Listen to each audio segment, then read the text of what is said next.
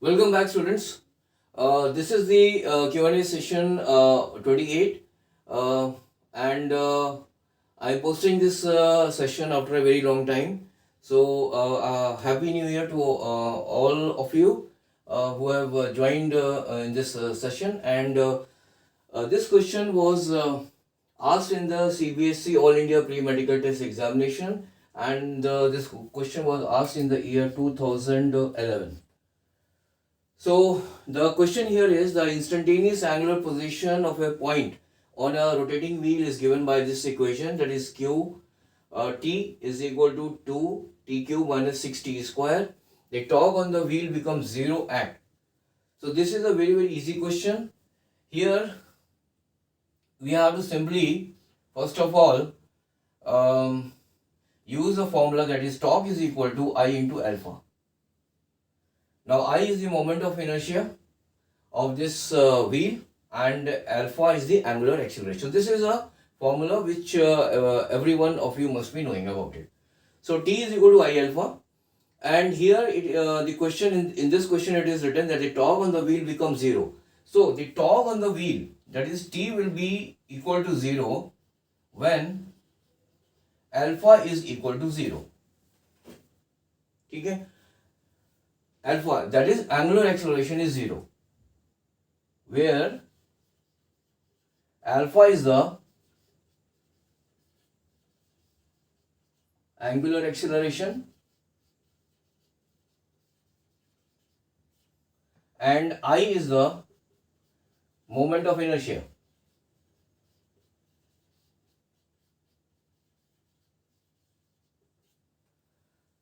So now this is the instantaneous angular position of a point on a rotating wheel is given by this equation.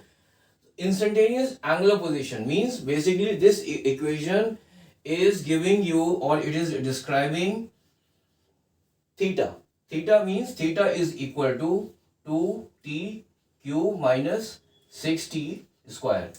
Theta is what? This is the angular displacement, or you can say it is the angular instantaneous position of a point on this rotating wheel. So theta, or this is given by qt. So qt is equal to theta, which is equal to 2t cube minus 6t square.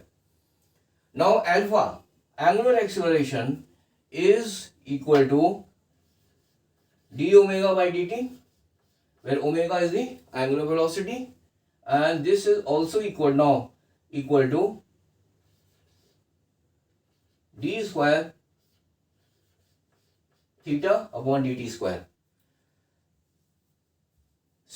Because omega is equal to d theta upon dt. Omega is the angular velocity, which is equal to d theta upon dt, where theta is the angular displacement. So the rate of change of angular displacement is equal to angular velocity.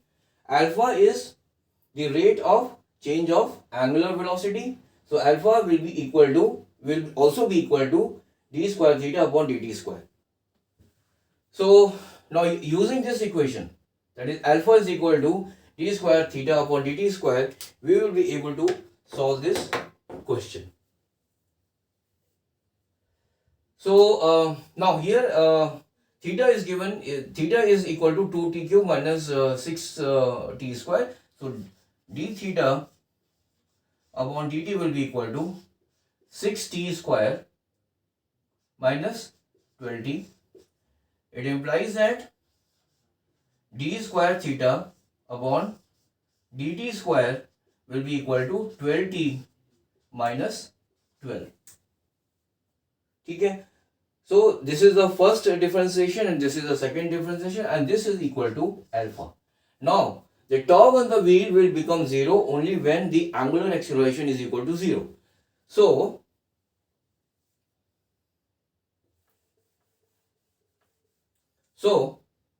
it implies that if alpha is equal to 0, then 12t minus 12 will be equal to 0, or it implies that t is equal to 1 second. So our correct option here is the option D. that is t is equal to 1 second. So here the most important thing which we have to remember is that the top is equal to is the product of moment of inertia and angular acceleration. Since angular acceleration is, since top on the wheel is if the top on the wheel becomes 0, then it is only possible when alpha, that is the angular acceleration, is equal to 0. So for finding this value of alpha, we have differentiated this equation twice, and after differentiating it twice, we got d square theta upon dt square, which is equal to alpha as 12t minus 12. And since alpha is equal to 0, therefore 12t minus 12 is equal to 0 and t is equal to 1 second. So our correct option is D, which is equal to 1 second. So in the next session, I will be continuing with the same chapter, that is rotational motion. This is a question from the chapter of rotational motion. So I will be continuing with the same topic, or you can say the chapter of rotational motion. And so till then, have a nice day and bye.